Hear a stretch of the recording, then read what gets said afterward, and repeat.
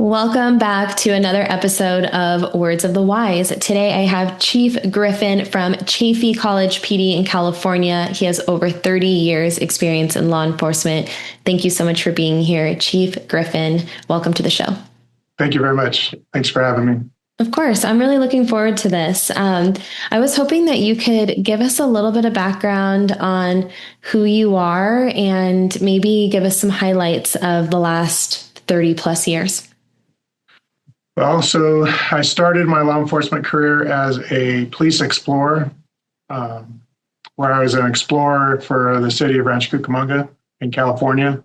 Volunteered, did that for over 2 years before putting myself through the police academy, where I was hired back at Rancho Cucamonga as a reserve deputy sheriff, where I patrolled the streets for about 2 years before moving on to a full-time law enforcement career. I did 8 years at Baldwin Park School Police in California. It was a K-12 police department, so dealing with juveniles, younger youth throughout the community.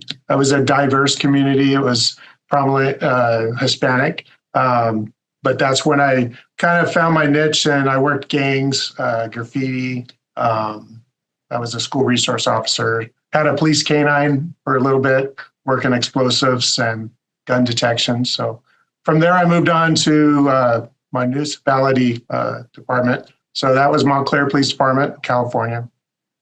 I was there for over 18 years.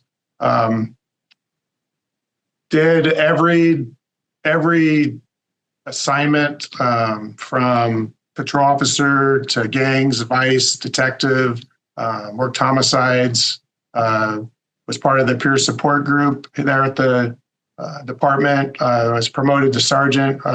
Was that for approximately 8 years before I moved on to a interim police chief position at the Fontana Unified School District Police Department. So back to K-12 law enforcement. So basically that position, you're in a whole different level being a police chief. Even at a K-12, the job's the same, whether you work at a K-12 university or city or county police department. The functions are the same. The responsibilities are a little different. You have a different diverse community, whether the younger generation or older generation. So I was an interim there for a little over 2 years before coming to Chaffey College Police Department, where I've been the full-time police chief since 2024. So here at Chaffey, it's a larger district. It's a 300 square mile. We support 7 different cities. We have 3 main campuses throughout those 7 cities. So we deal with the adult generation now for education, higher education. So what I've seen with this department, we support kind of the transition between high school and now you're an adult. So there's different avenues. There's homeless students. There's students dealing with crisis, mental health. And there's students that are getting a degree and moving on. But some of them need more support than others. And here at the police department, we take on a different role where we try to, law enforcement here on higher education is more, we're protecting the students, staff, faculty, visitors that are here, not really enforcing laws on the students and the faculty. We're here more for support and for threats from the outside in. So we do enforce laws, though. We still give speeding tickets. We still have students that commit crimes, minor crimes, sometimes serious crimes, but the majority of the students are here for their education, and that we're here to protect them. So, just to make students feel safe here and to interact with the community, because part of being a police department on a school campus is community-oriented policing. So you want to be able to work with the population here to make them feel safe, make them feel included, and make them feel that we're here to support them and to protect them from any outside threats. So that's where I come from. I'm excited because this department, unlike a lot of departments, we have a mental health team. That's a co-response team with an officer and a social worker built into the police department. So a lot of police departments want that because there's so much mental health and crisis out there, de-escalation calls, that they can utilize that. But I feel very proud that we have one here in my police department here on campus that we can support the team. So that's that in a nutshell. Love it. One of the things that you said, and before you said community-oriented policing, I was thinking about this, and you said this earlier about how, regardless of what agency you work for, a lot of the things that you do are very similar. And we know the importance of community engagement, and, obviously, like, that's what you're here for, right? You want to protect and serve the community that, you are put in front of. And, one of the things that I wanted to ask you, because it's a really interesting perspective in what you said earlier, whether you're working with juveniles or working with adult community, you said something about, helping them to grow or helping to like impact them in their growth. And I think this is an important reminder for anyone, whether this is professionally or personally. But my question for you is, do you think that officers can have a positive impact on youth and the younger generation? And do you think that that sort of, community presence or that engagement can help them to maybe have a different perspective on law enforcement and maybe even want to enter into this career in the future?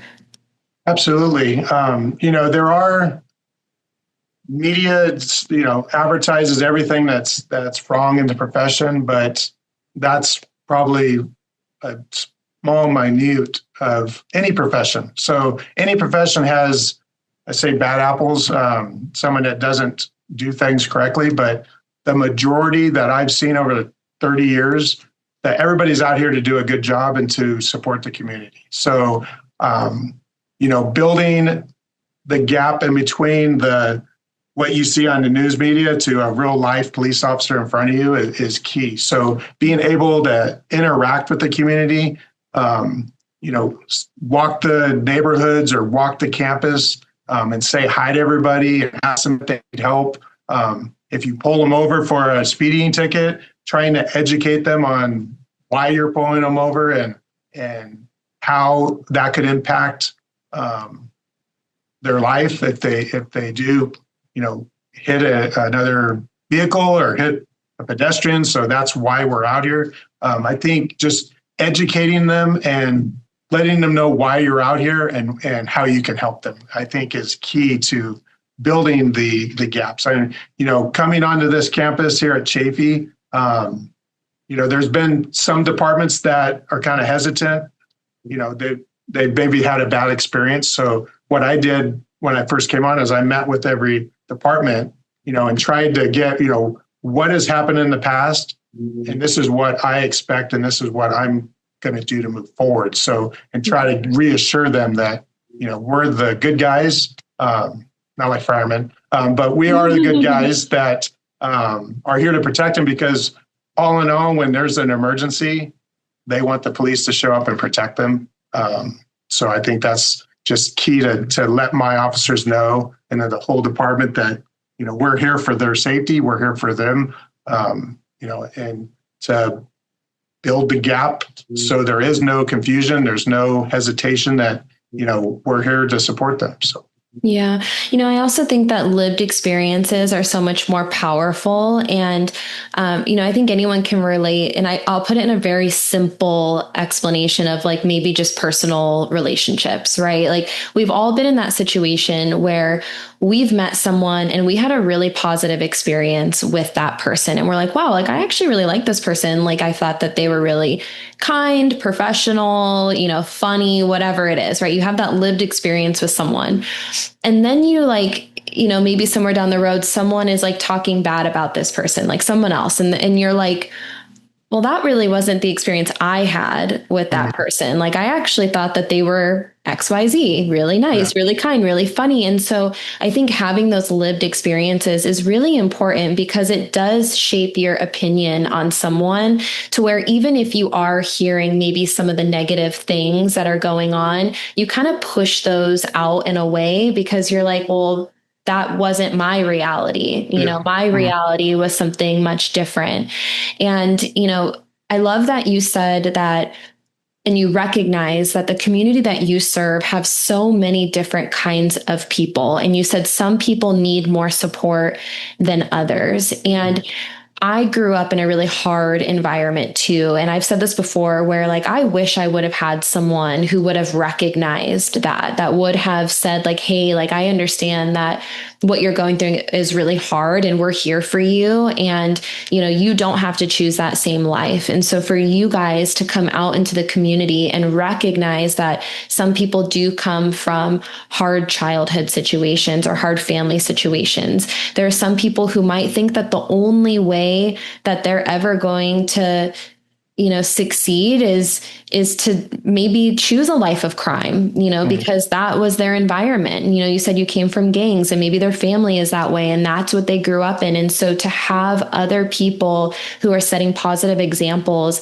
and also showing up to support and reminding them that, you're not alone and you do have the opportunity to choose and to walk a different path, I think is really powerful. Definitely. Definitely.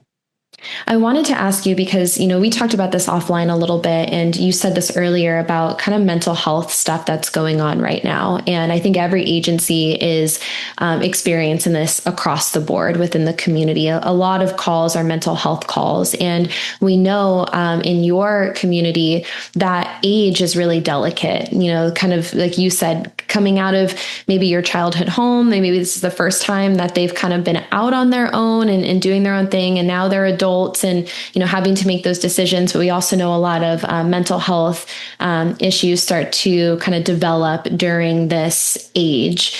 Mm-hmm.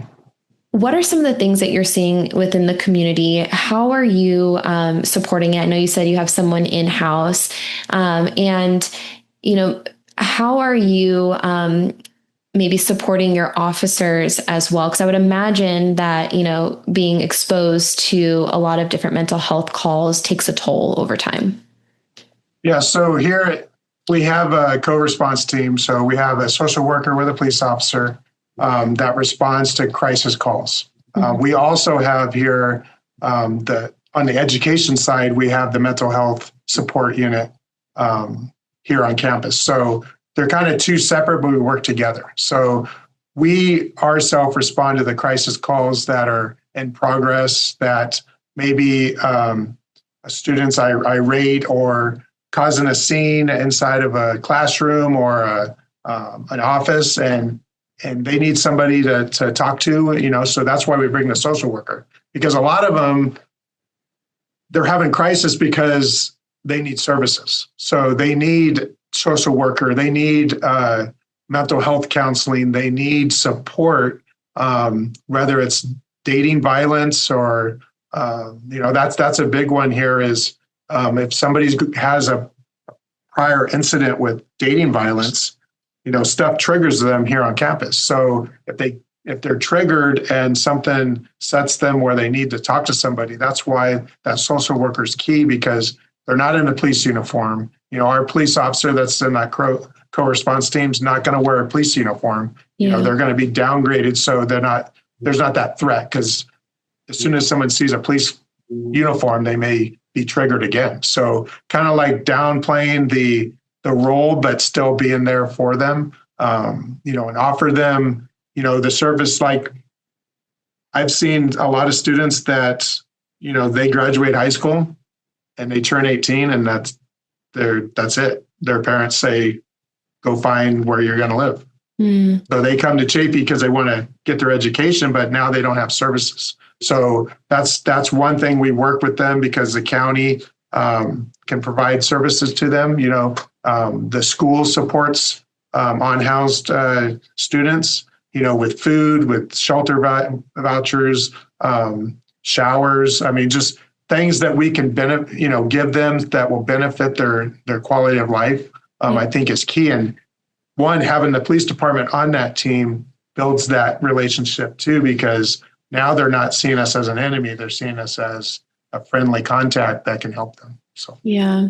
One of the interesting things that I've heard is, and I'd love your opinion on this, but a lot of agencies don't have social workers on staff, and the officers are basically being told that they have to be social workers, and they're not trained to be social workers. And so they're showing up on these calls and they're like doing the best that they can, but that's not their expertise maybe, and they're almost forced to play that role as well and wear another hat. Do you think that every agency should have an on-site social worker?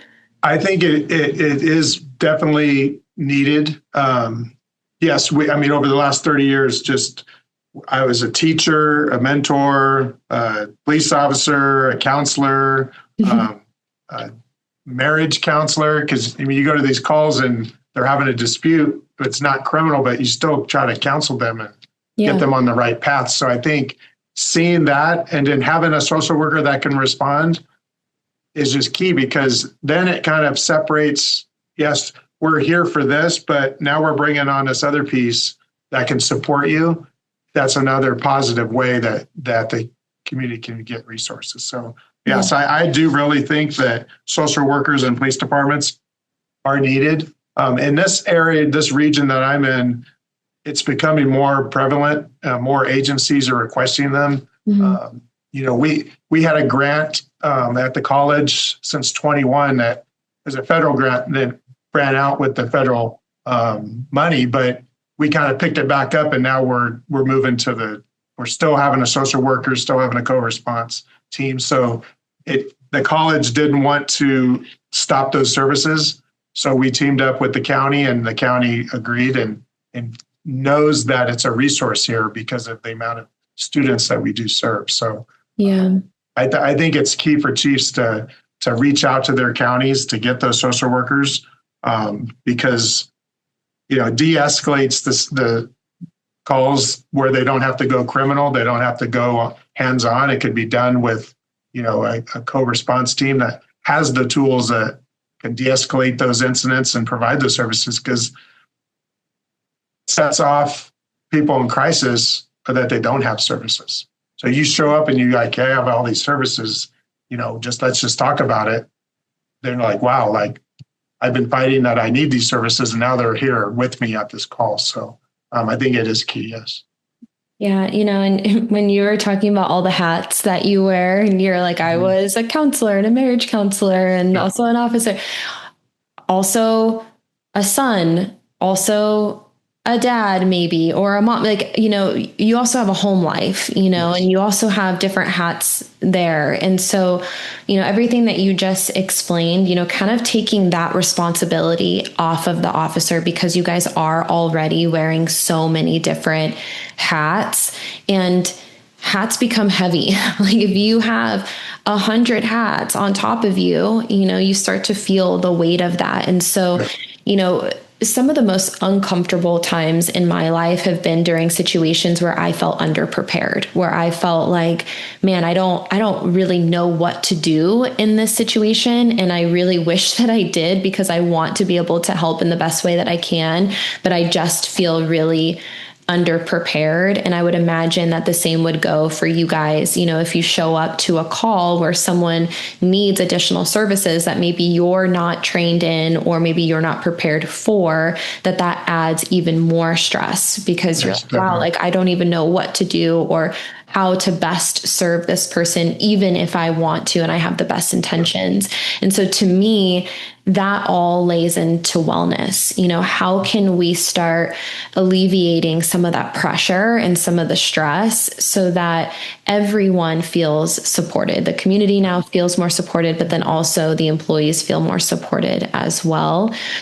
We talked about this a little bit, but we know that within an organization, you have a lot of different types of people who work with you. You have people who learn in different ways, people who maybe need different resources. And I'm curious, how do you as a leader provide the resources where everybody feels like they are supported as an individual and they have the things that they need to be able to offload those things so that they can be productive and not just, shove all of that down and, keep moving?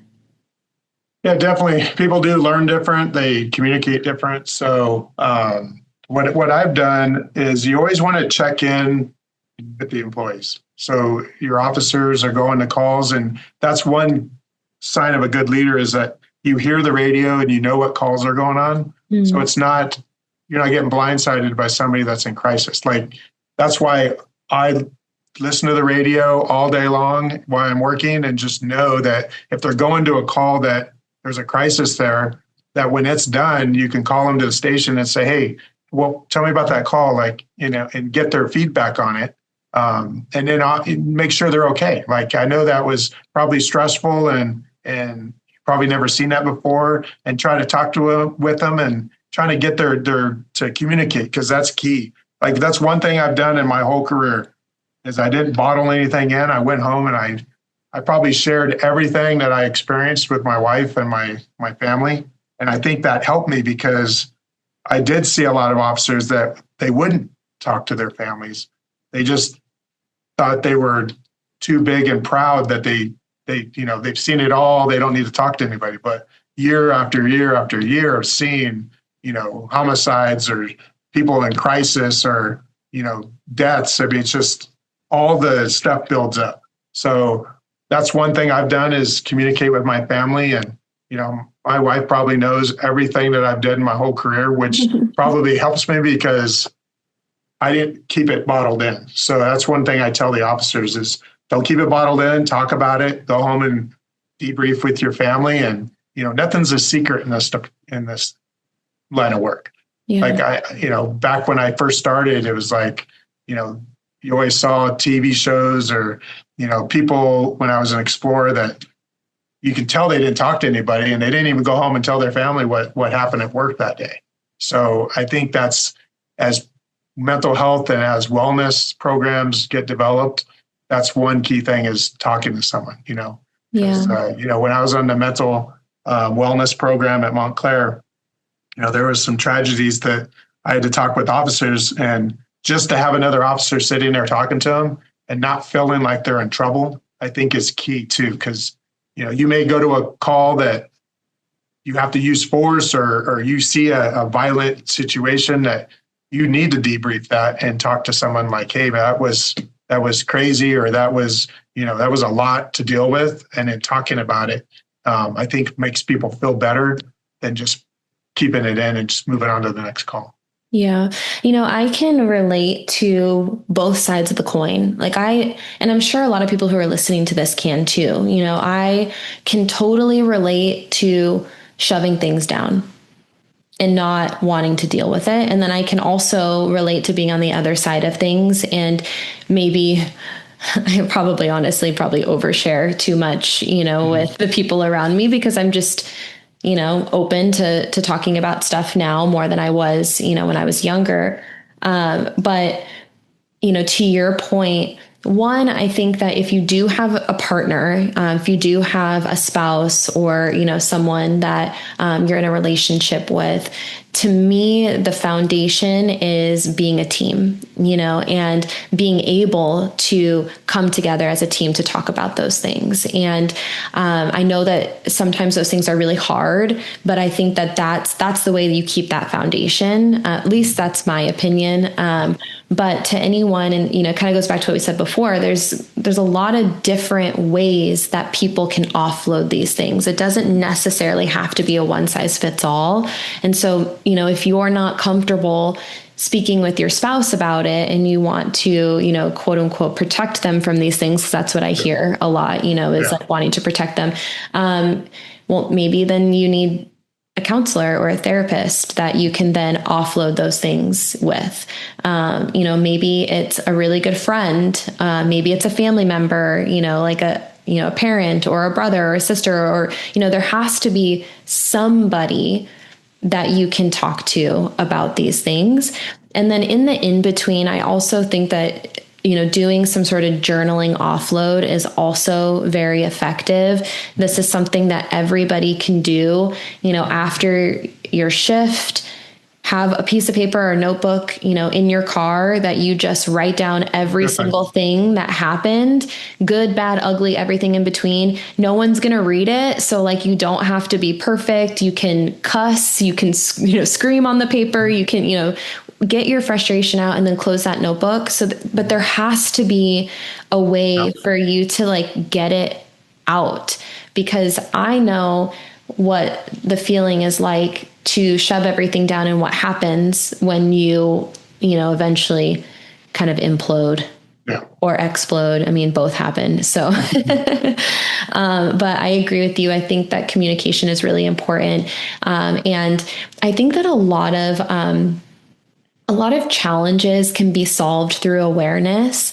And that's what I heard through what you were saying. You were like, you know what? Like, I'm just really aware of the types of calls that my people are going on. I'm really aware of kind of what's going on. I know my people, so I'm aware of, if they are maybe acting a little bit differently. Like, there's this sense of awareness that you're paying attention to the things that are going on. And I'm guilty of this too. I think that sometimes when we don't do that, when we're just so stuck in our day-to-day grind, that we forget to like have that, zoom out awareness of the things around us. I think that's when the issues start to compound, because if you don't know that there's a problem, how are you ever going to be able to resolve that problem? So I think that a lot of challenges can be solved through having a greater sense of awareness. Yeah, definitely. You said to me earlier, you said a sign of a good leader is X. What is your definition of leadership, and what do you think makes a good leader? Let's see, I've had a lot of good leaders and I've had a lot of bad leaders. You have to be connected to your officers in your department, whether they're records or officers or cadets or explorers. You have to be connected with them. You have to be seen, and you have to be involved. I think if you're not involved and you're just behind your desk, they see that and they know that. Like, they would not come into the office and talk to a leader if all he does is sit at his desk with his door shut. So having the open door policy, being out there and about, going to the calls, that you need to go to. I think that's one thing that I've learned in the last 4 years of being a department leader is if you're involved and they know that you're involved, they respect you. Having integrity, having the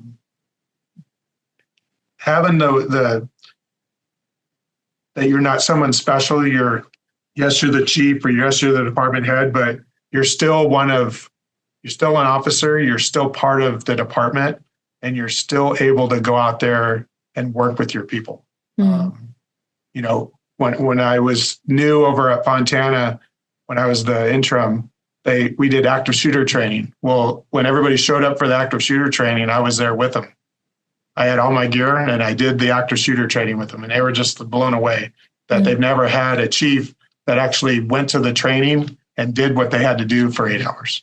And that stuff makes me happy because I enjoy doing police work still. So I think just being involved and being that leader that someone can come in and talk to them about their problems or what they're dealing with, I think is key, because you see the officers' attitudes. Something could happen at home, they come to work and they're just not operating the same as they did the day before. So you picking up on those little keys, and maybe just checking in with them, calling them or stopping by the office or one of their calls and, hey, how you doing? Everything good? Yeah, everything's good. Or, they'll talk, they'll say, well, I'm having some issues at home. Well, okay. Well, you want to talk about it, or you need someone to talk to? And giving that services or the compassion towards the officers, I think is key to a strong leader. I mean, I've had leaders that didn't even say hi. They went up to their office and they were the chief of the department, and you had to listen to them. And it does filter down to the officers, and they know that. Like, when they're gone or they retire and someone else comes in, it's like a breath of fresh air. So I don't want to leave that legacy behind. So that's why I continuously be involved in my department and the calls and their situations, their home lives, because I want to be part of their career, not just someone that tells them what to do. So, it's so interesting.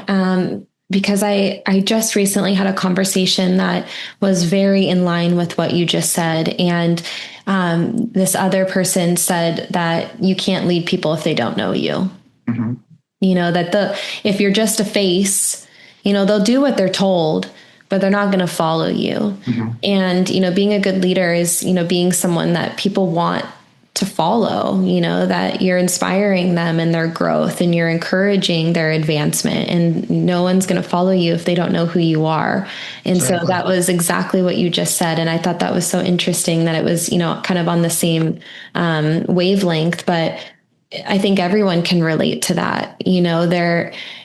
Regardless of what profession you're in, or what type of leader, there are always going to be those people who it almost seems like they're maybe more about themselves than they are about the group. And it's the people who are about the people that tend to have the most success. Yeah, exactly. Yeah, I agree. You had said something to me that I thought was really powerful, and it's, in line with wellness. And you had said that suicide isn't recognized as a work injury. And you told me a story about an officer, and I was hoping that you could maybe share that story with us today. So this past year, there was a local agency in the area that had a police officer commit suicide. And I knew the mother. I worked with the mother. And hearing the story of the shock and what took place, and then as the mother of the officer, kind of like re-stepping the steps that the officer had before that incident, kind of like seeing how could this have happened, being a happy-go-lucky officer and never any issues.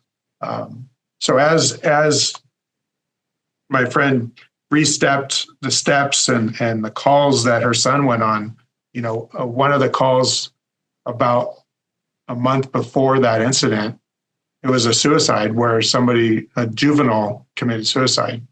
And when the officer did, commit suicide, it's not a work-related injury, but the trauma that the officer had, and trauma because he was an officer for years. So the traumas that he had before that built up, and I think that having officers that commit suicide that don't have any history, there has to be something that's related to their job. Just like with the military, PTSD, you have suicides running rapid in the military because of what they've seen in combat and what they've seen in their service. And I think it mirrors the officers, because officers do it for 30 years. So if you do a complete career and you do 30 years in law enforcement and you do every assignment and you've worked the streets, you see everything. Like you see the good, the bad, the ugly. You see suicides, you see homicides. And I think that builds up. So if you never talk about it and that weighs on you, you don't know how that's going to affect you in the future. So I do think that it has to be re-looked at. And I know there are advocates out there trying to get that part of an officer related death. But I do support that, because it's just, you never know how that affects somebody. And then when it happens to that person, you kind of look back like, man, should we have talked to him? Should we have offered him counseling? Because I don't think that officer probably was offered, hey, do you need to talk to somebody? Do you need to, take a day off? Is there anything that, check in on them, not just that day, not just after that incident, but a few weeks later to make sure they're okay. And I think that could stop a lot of the suicides out there with officers if they do have somebody to talk to and somebody does recognize it. So I think that's part of one being a good leader is kind of recognizing those calls. It's not, we don't wear Superman capes and everything gets bounced off. I mean, it does internal hold in our heart that, these incidents do happen, and you never know how it's going to affect the officers. And it's just proven over and over again that, when these officers drastically commit suicide, that you can always look back and see what they've done leading up to that. And you can probably say, yeah, that probably is a key factor of why that officer chose to do that, because he saw no way out, or it just weighed so heavy on him that, it just, made him do that. So yeah, I just think just knowing the calls, it doesn't matter what size of agency, what calls people go on. You can look it up. You can look at the daily briefs the next day and know that, hey, we had this happen, and then let's check on that team. Or having a sergeant check on that team, having somebody, doesn't always have to be the chief, but there are leaders within the organization that can do those check-ins to make sure people are on the right path. Yeah. I also think, peers, you don't have to wait for leadership. Everyone can look out for each other. Definitely. I think that, so often we look at the symptoms and we don't necessarily understand the root cause. And oftentimes when you start to see those symptoms, I don't want to say it's too late. It's definitely, unless the most severe, circumstance happens, obviously, then it's definitely too late. But I think that there are some of those behavioral things that you start to see earlier that start to progress over time, right? And it could be as simple as, maybe someone's attitude, maybe they're, more negative, and maybe they're kind of acting out a little bit, more reactive. Maybe you're starting to see them, calling in sick a lot. Maybe you start to see people drinking more. Those are all symptoms of something deeper, more of a root cause. And if you can start to look at those signs and try to look at the early detection as much, as early as you can, the better. And, I have had conversations where people said that there were no signs at all. But I think to your point, even if there aren't any signs, you still know what types of calls these people are going on. Okay. And I know that there are a lot of agencies now that regardless, like they're using these as kind of like an early detection point system. And they're saying, if you go on this type of call, you are going to go see a therapist, period. Everyone does it. If you go on this type of call, this is the type of intervention that we're going to provide as an agency, period. And so I think that that's a really good strategy of, how can you start having, again, that awareness of, what types of experiences and calls are these people having?